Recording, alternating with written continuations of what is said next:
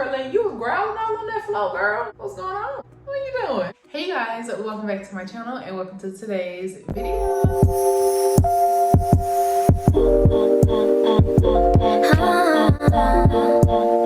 Today, you guys, we are going to be yapping about Sinners. Oh my gosh, the new Ryan Coogler movie starring Michael B. Jordan, where he plays twins. They move back to their hometown in Mississippi to open a juke joint, and everything goes wrong that you could imagine. This movie was a 10 out of 10. I hope you saw it. If you've seen it, go see it again. We're about to get into it. Major spoiler alert. Let's go. Okay, so if you don't know what Sinners is, quickly, like I said, Michael B. Jordan, he plays twins. They move to Chicago from Mississippi. They get into all kind of trouble up there. They decide to move back to Mississippi with their newfound knowledge and newfound resources to open up a jukebox. They gather their family and their friends to help them do this. And they are greeted with 3 vampires, and every single bad thing that you can imagine happens when this occurs. These 3 vampires are here to collect their little cousin Sammy, who is considered a griot who can channel the ancestor realm with his musical talents. And OMG, this movie was amazing.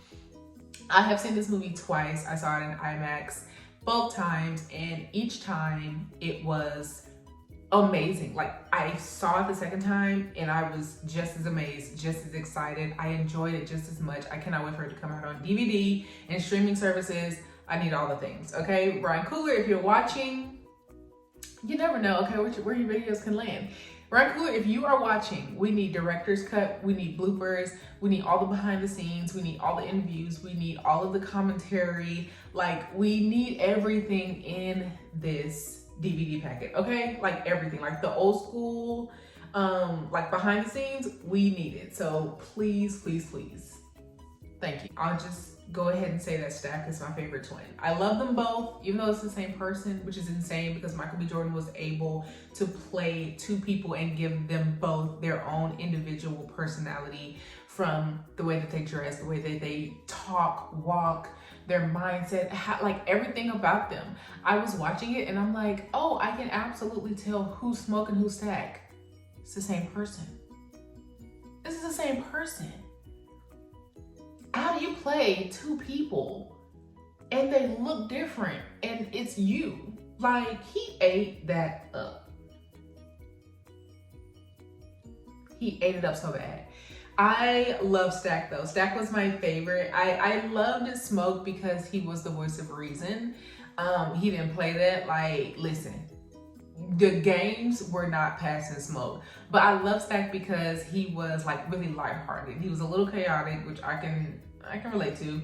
And so I loved him for that. And he was also he accepted a little nonsense, but he didn't play that either. You know what I'm saying? Like, he was lighthearted, but at the same time, he played that. You know what I'm saying? So, love Stack, my favorite twin. I will say that this movie, specifically the scene in the sawmill, of course, the music scene where Sammy is singing.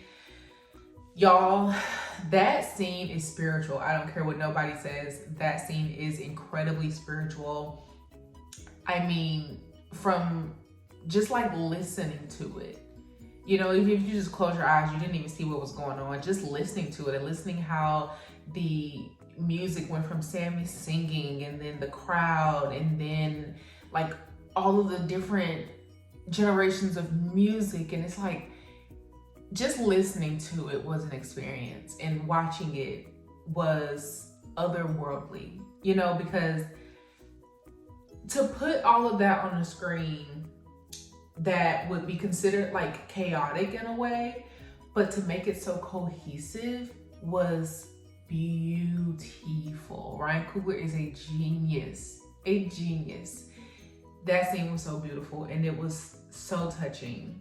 And to come out of that scene and then we see Remick and Joanne, and I forgot the other guy's name, but we see them and how they're looking at it, and it's just like, you know, like, it's just kind of like, ugh, back to reality, you know, like, man, that scene was, it was powerful. It really, really, really was. It was powerful. And absolutely one of the best scenes in the movie, if not the best scene in the whole movie. I will say that Delroy Lindo, oh my gosh, he ate so bad. He ate so bad. And the way that they introduced him at the train station was so perfect. Like the music change and just the busyness of the train station and the smoke and how like they filmed him, and like you could see him sitting down, but then like they went from like his feet up and then he's playing the harmonica, and the music is like eerie and menacing mixing with the harmonica. And then we see this iconic actor in the Black community, and it's him, and it's like, oh my gosh, oh my gosh, oh my gosh. It was so good. It was so good. It was so powerful. I'm like, yes, that is the introduction he needs, because he is just too good. Okay, he is too good. And from the moment that we meet Delta Slim, we not, I hate to say feel bad for him, but we for lack of better words, we feel bad for him, you know, because for me, and just to be vulnerable, like Delta Slim reminds me of an uncle. Just being honest, like Delta Slim reminds me of an uncle. And to know that he has so much talent and he has so much history in his brain. You know what I'm saying? Like he's got so many memories and so much history, and he is so important and he's so valuable to the community. But he's an alcoholic. And it's really, really sad to know that so many Black people, like in their vices, you know, like they are ruined because of their vices, and their memories and their stories and their talents go down the drain with their vices. And it's just so sad. But he was definitely one of my favorite characters. Like, and I didn't expect him to be the comedic relief either. He was hilarious. Like, he had me weak when he was like, you ain't paying no $20 a night. You might be paying $20 two nights. I was like, I've been saying that since I saw the movie. Like, that's one of my favorite lines. But I loved him, and just 10s across the board. 10s across the board for him. I mean, everybody, like Omar, I can't remember his last name, but the guy who played Cornbread, he was so good. The scene where he's turned and he comes back to the door trying to get in, and him and Delta Slim have an exchange, and he's like, well, we out here telling ghost stories, let me in so we can do what we need to do. And Delta Slim is like, what is it we need to be doing? I was weak. And Corbin's like, being kind to one another. And everybody's like, what? What are you talking, like, just what are you talking about? You know, just telling on himself. Like, you are not you right now. You know what I'm saying? And I think we can segue. I'm gonna save my girls for last, okay? I'm gonna save my Miss Annie. I'm gonna save my girl for last. But let's just segue into Remick real quick. Y'all, Remick was a fool. That was a fool. He had his comedic moments too, but that was a fool. Like, I think that his character was so well written. Jack O'Connell played him phenomenally. Like, if we can just get into how he was even introduced, like as a fallen angel, if you will, you know, like he just comes out of the sky. He literally falls and he's smoking. He's on fire, literally.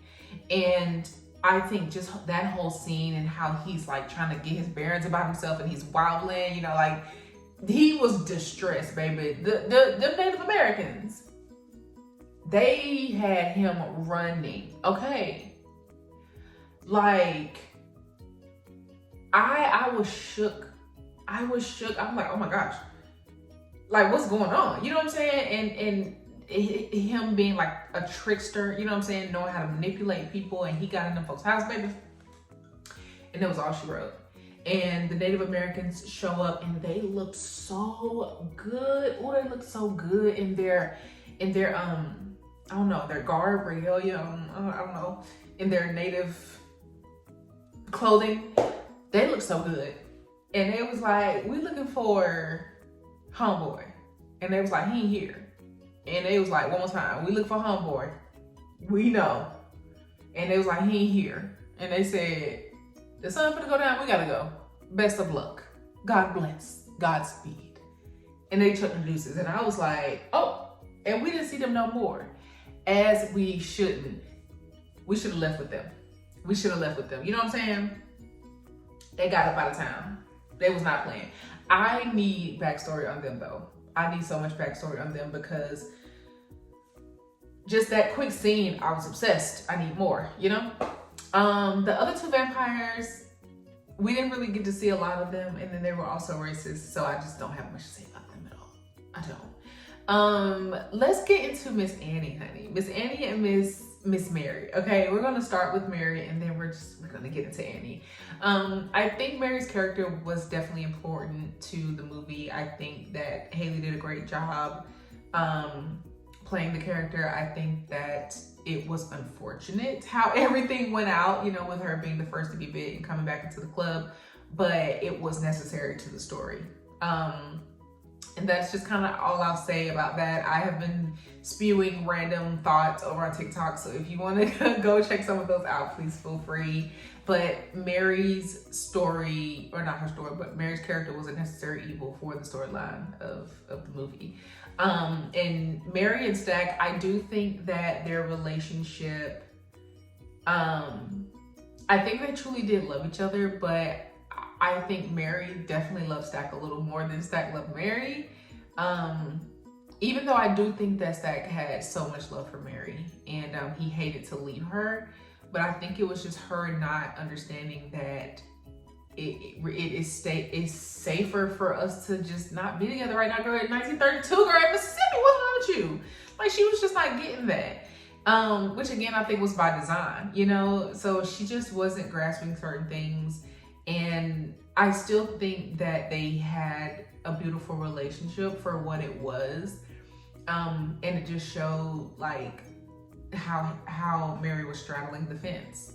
And how there were a lot of things that she did not pick up on because she was able to straddle the fence and she was biracial. Like she couldn't pick up on the fact that it was safer and more important for Remick and his crew to not be in the club because this space is safe. It needs to stay safe for who it was created for. She didn't understand that, you know, and again, I think that was by design. But let's get into Annie, honey. Okay, because my girl Annie, I know a lot of people were saying that they were surprised that she was a love interest, that she was giving maternal. And I'm not going to say that they were 100% wrong. I don't think so. I mean, dark-skinned Black women are portrayed in a particular way in the media. And so it's kind of just second nature?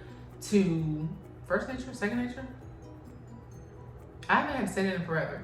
Second nature, first nature, it's automatic that you see someone like that and you automatically put them in a particular position that the media has trained everybody's brain to put them in, you know?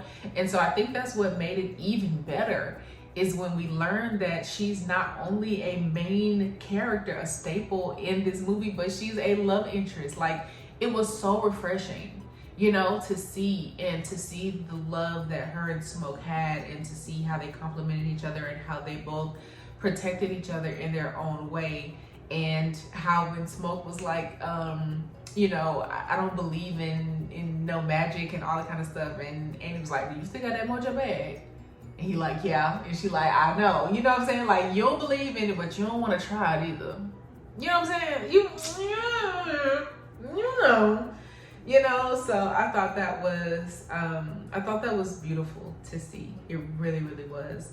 And I just love their dynamic and how they protected each other and loved on each other. And it was beautiful. It was very, very beautiful to see. And I'm getting emotional. What's in that movie? What is in that movie? But yeah, I did love the love in the movie, you know, and it looked different and as it should, but I did love the love in the movie. I thought the movie was amazing. There are just so many other things that I could say about it. I really don't have any bad critiques on it. It was amazing. The music, the symbolism. Perlene is my girl. Girl, you should have went home to your husband, Perlene. Perlene.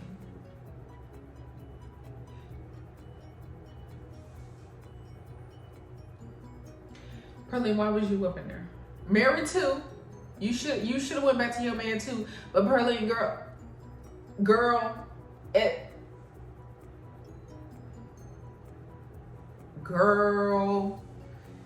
Mary and Stack, it has some history. So I'm on their necks, but I'm gonna leave them alone. Pearlie, you should took your butt home, girl. Up there messing with Sammy. Girl, I love Pearlie though. I love her. I loved her character. Something the house down, girl. Something the house down. And when she came from that bedroom, Pearlie, you was growling all on that floor, girl. What's going on? Get up off that floor. What are you doing, girl?